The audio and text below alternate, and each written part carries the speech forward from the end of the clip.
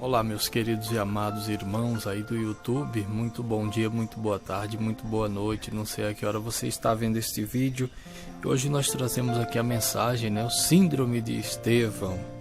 Vamos ler aqui no capítulo de Atos dos Apóstolos, capítulo 6, e o versículo é do 8 em diante, do 8 até o 14, E diz assim a palavra de Deus: E Estevão, cheio de fé e de poder, fazia prodígios e grandes sinais entre o povo. E levantaram-se alguns que eram da sinagoga, chamado dos libertos, e dos sirineus, e dos alexandrinos, e dos que eram da Cilícia e da Ásia, e disputavam com Estevão. E não podiam resistir à sabedoria e ao espírito com que falava. Então subornaram uns homens para que dissessem: Ouvimos-lhes proferir palavras blasfemas contra Moisés e contra Deus. E excitaram o povo, os anciãos e os escribas.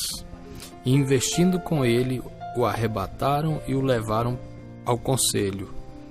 Apresentaram falsas testemunhas que diziam: Este homem não cessa de proferir palavras blasfemas contra este santo lugar e a lei.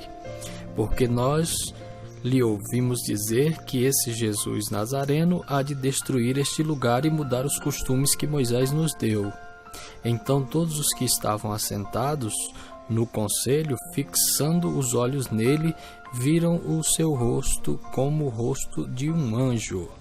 Palavra da salvação. Abençoa, Senhor, essa tua palavra para os teus filhos, as pessoas queridas que nos ouvem, Então, gente, aqui eu quero falar um pouquinho com você sobre Estevão. A Bíblia não traz muito relato, muito subsídio, muita informação a respeito de quem era Estevão, O que a gente pode entender é que ele, no capítulo 6, a gente vê que ele participou da instituição dos diáconos, Um certo momento na história da igreja, a igreja crescia, estava grande, e os apóstolos disseram: nós não podemos largar o ministério da palavra e da oração para ir se dedicar às viúvas e aos pobres, Então foi instituído o diaconato, o grupo de diáconos aí da igreja primitiva, para fazer esse trabalho, e Estevão era um deles, No capítulo 6, no versículo 5, diz assim, olha: E este parecer contentou toda a multidão, e elegeram Estevão, um homem cheio de fé e do Espírito Santo, e Filipe, e Prócoro, Nicanor, e Timão, e Parmenas, e Nicolau, prosélito de Antioquia. Quer dizer, Estevão participou, era um dos diáconos da igreja primitiva, na primeira eleição do diaconato, Então, a gente vai ver que as qualidades de Estevão, esses dois capítulos da Bíblia, o 6 e o 7 de Atos dos Apóstolos, vai apresentar para a gente que ele era uma pessoa cheio do Espírito Santo, de fé, E demonstrava isso através de operações de maravilhas, milagres que aconteciam no ministério dele, Então ele não ficou só no diaconato, ele era uma pessoa que servia a igreja com conhecimento, com a palavra, E aí depois ele vai dar esse testemunho fazendo um dos mais belos sermões que a Bíblia tem, Que é o sermão, a pregação de Estevão antes de morrer. Aí que ele foi morto, se tornou o primeiro mártir, Mas eu quero chamar a atenção de vocês isso, as qualidades de Estevão. Ele era uma pessoa que tinha plenitude de Deus na vida dele. Era uma pessoa plena, tinha conhecimento e tinha também a graça do Espírito Santo, os dons espirituais, ele tinha os talentos de Deus na vida dele. Então isso é interessante se nós queremos ser uma pessoa cheia do Espírito Santo, uma pessoa cheia de fé, uma pessoa dedicada a Deus. Devemos nos espelhar em Estevão, que é um bom exemplo, era uma pessoa fantástica que chegou até a dar a própria vida pelo evangelho, pela palavra, né? Então, quero chamar também a sua atenção para outra qualidade de Estevão, é que ele tinha um conhecimento teológico, um dos mais belos sermões da Bíblia. Ele discorre no capítulo 7, você vai ver aí, ele falando da era patriarcal. Ele vai discorrer os assuntos de Abraão, ele vai dizer aos que estavam acusando ele de proferir blasfêmia, que ele não era blasfemo, ele compreendia a escritura, e aí ele explica a era patriarcal de Abraão até os dias de Moisés. Aí explica que José, um dos netos de Abraão, né, foi vendido como escravo para o Egito, sofreu uma grande injustiça e depois retornou e perdoou seus irmãos, né? E teve ali junto com seu pai. Ele vai falar sobre Moisés, que Moisés esteve no Egito, né? E no Egito Moisés teria sido injustiçado também. O povo não estava dando crédito às palavras de Moisés. Moisés estava sendo de certa forma sem crédito, né? Então, é um dos mais belos sermões, e o que faz com que Estevão provoque a ira dos religiosos, dos líderes, é a sua pregação contundente, a sua pregação de forma que denunciava o modo de vida religiosa do povo judeu da época de então, né? Então ele no seu sermão, ele explica todo o plano da salvação de Deus, que Deus tinha enviado os profetas, que Deus tinha... Ele fala tudo isso, que os judeus rejeitaram os profetas de Deus e mataram os profetas de Deus, né? Então ele faz com que a pregação, o entendimento, para que isso se cumprisse na pessoa de Jesus Cristo, ele faz com que essa pregação seja uma coisa iluminadora, uma coisa que traria entendimento, sabe? Porque o judeu, ele esperava um Messias, o Messias veio, eles não aceitaram. Então, acredita-se que Estevão também era judeu, né? E ele pregava tanto para os gentios, que eram os estrangeiros, como para os judeus também. Ele pregava para os judeus, que eram as pessoas da sinagoga, que eram os líderes, né? Então, sua pregação despertou a ira dos líderes de sua época, o condenando à morte, o apedrejando. Levaram ele para fora da cidade e o apedrejaram até a morte, né? Então a Bíblia vai dizer aqui no Atos 6 e 7 que o Estevão foi o primeiro mártir da igreja primitiva, da igreja cristã. Ele morreu pela sua fé. E no momento em que ele está sendo apedrejado, olha que coisa interessante. Ele olha para o céu, vê o céu aberto, e na Bíblia vai dizer que ele viu Jesus ao lado de Deus.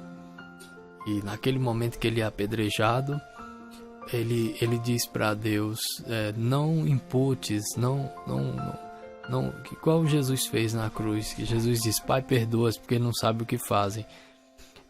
Estevão diz também, Senhor, Pai, perdoa, porque eles não impute esse pecado a eles, porque eles não sabem o que estão fazendo. Eles estão cegos, né? Então, gente, essa história da Bíblia é uma das histórias mais fantásticas, mais inspiradoras, mais que a gente tem que tomar como exemplo e seguir o exemplo de Estevão, que entendeu a mensagem do Evangelho, assimilou, foi eleito diácono, não foi à toa, porque eles procuravam as pessoas no meio do povo, os apóstolos, para eleger diácono. Eram as pessoas, tinha que ser a pessoa de sabedoria, de entendimento, de fé, isso demonstrado no dia a dia, né?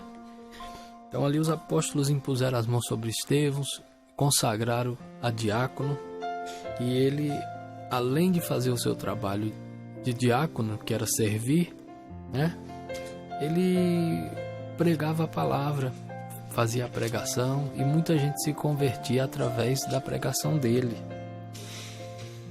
E eu quero chamar uma atenção para você, que um versículo aqui no 7,48, ele diz assim, o Altíssimo não habita em templos feitos por mãos de homens, como diz o profeta.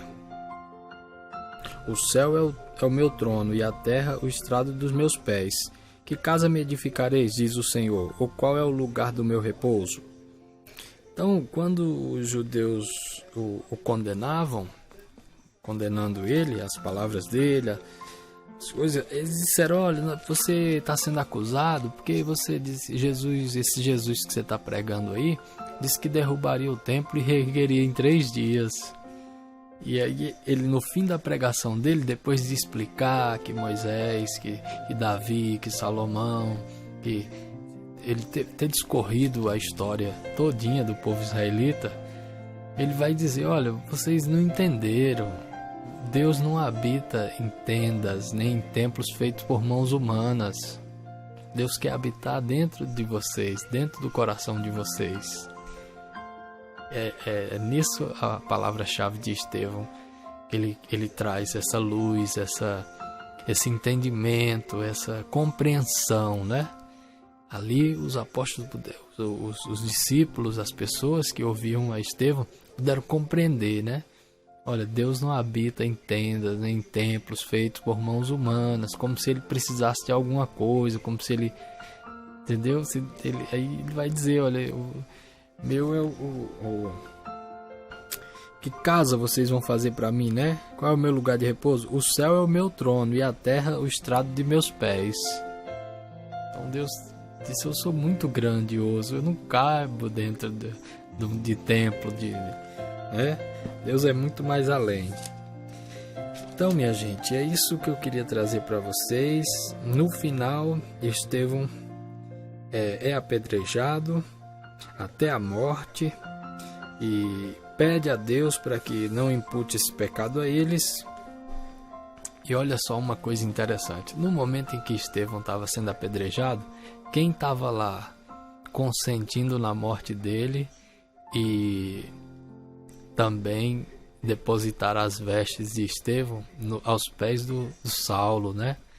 Era o Saulo, o apóstolo Paulo depois, futuramente, mas ali naquele instante, na morte de Estevão, Paulo estava do lado dos perseguidores, dos judeus da época, das sinagogas. Ele era um zeloso da lei, né? Então ele consentiu na morte de Estevão, e eu acredito que aquele fato também influenciou muito para a conversão de Paulo depois que ele tem o seu encontro com Jesus no caminho de Damasco, né? E o apóstolo Paulo, eu acredito que ele confirma a fé dele pelo fato de ter visto o testemunho de Estevão, que foi julgado e condenado ao apedrejamento e defendeu a sua fé até o último momento, até o final da sua vida. Que coisa maravilhosa, que coisa inspiradora, né? Então, minha gente, eu quero agradecer a você que esteve aqui comigo até esse momento, e eu peço ao Senhor Deus que abençoe a sua vida e que você tenha o entendimento das Sagradas Escrituras, que esse conhecimento, a Bíblia diz que é para todos, para todas as pessoas, né, que se aproximaram de Deus. Chegai-vos a Deus, Deus se chegará a vós. Aproximai-vos de Deus, Deus se aproximará de vocês. Então isso é maravilhoso. eu deixo aqui a nossa palavra e a gente se vê em um próximo vídeo, uma próxima mensagem.